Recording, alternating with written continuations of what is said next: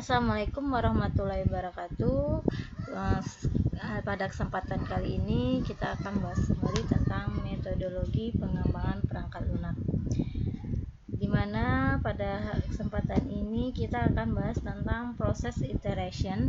Pada software ada yang namanya proses iterasi, yaitu kebutuhan sistem yang selalu berkembang dalam proyek, sehingga proses iterasi pada tahap-tahap awal selalu dikerjakan ulang bagian dari proses untuk sistem yang besar.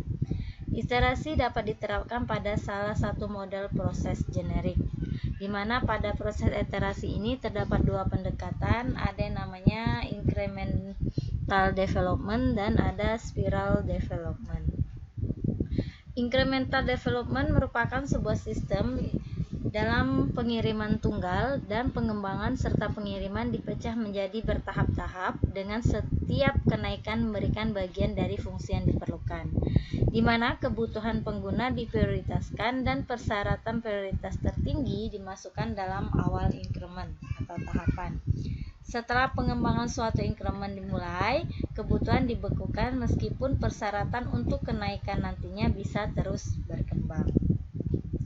Ini adalah proses incremental development, di mana akan dimulai dari define outline recruitment, dilanjutkan ke ASIC recruitment to increment, design system, sampailah nanti di akhir ada yang namanya dengan validate system, baru sistem itu akan selesai atau disebut dengan final system. Ini merupakan sistem incomplete-nya ya, incomplete-nya ada di sini, bisa kalian lihat. Manfaat dari incremental development ini yaitu nilai pelanggan dapat disampaikan dengan kenaikan masing-masing sehingga fungsionalitas sistem tersedia sebelumnya. Increment awal bertindak sebagai prototipe untuk membantu mendapatkan persyaratan dalam kenaikan kemudian. Menurunkan resiko kegagalan proyek secara keseluruhan, sehingga layanan sistem prioritas tertinggi cenderung menerima pengujian paling banyak. Extreme programming. Extreme programming ini merupakan pendekatan baru untuk pengembangan berdasarkan pengembangan dan pengiriman bertahap yang sangat kecil dari fungsi yang ada, di mana dia mengandalkan kode perbaikan konstan, keterlibatan user dalam tim, serta pengembangan dan pemrograman yang berpasangan. Ada spiral development. Spiral development ini merupakan proses di mana akan digambarkannya sebagai bentuk spiral, bukan sebagai urutan aktivitas dengan backtracking. Setiap loop dalam spiral merupakan tahap dalam proses, jadi kita harus menyelesaikan tahap per tahap ya. Tidak ada fase tetap seperti spesifikasi atau desain. Loop dalam spiral dipilih tergantung pada apa yang dibutuhkan.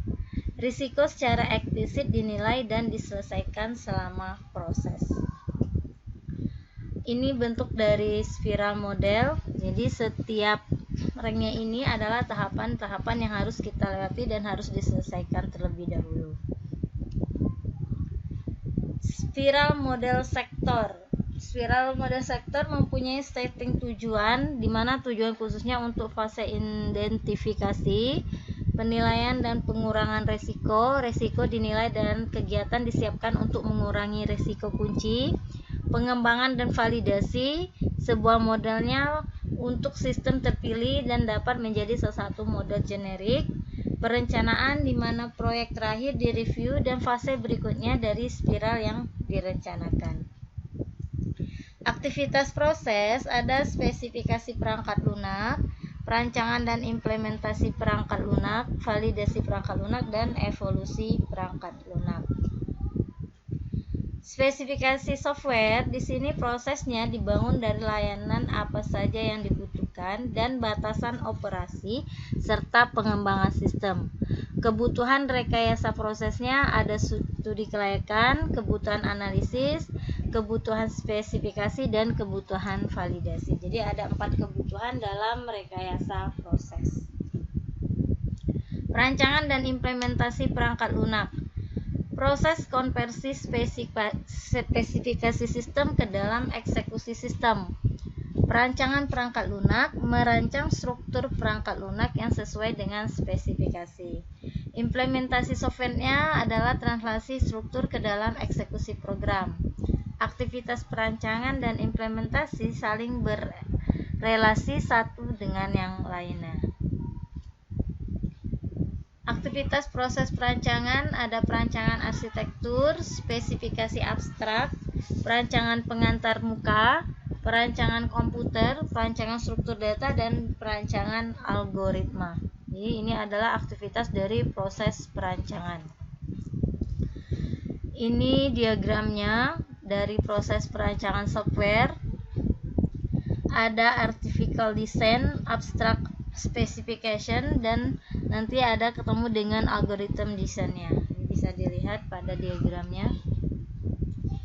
Metode terstruktur, pendekatan sistematis yang membangun rancangan perangkat lunak, di mana perancangan biasanya didokumentasikan dalam suatu set model grafis. Model grafis yang digunakan ada object model, sequence model, state transition model, structural model, dan juga data flow model. Pemrograman dan debugging merupakan translasi dari rancangan ke dalam program dan penanganan kesalahan dalam program, di mana program merupakan aktivitas personal yang proses pemrogramannya tidak generik. Pemrograman melakukan beberapa pengujian pada program untuk menemukan kesalahan dalam program dan melakukan proses perbaikan atau debugging. Ini proses debugging atau penanganan kesalahan, ada locate error, design error repair-nya, terus ada dilakukan repair error, baru selesainya di reset program. Validasi perangkat lunak.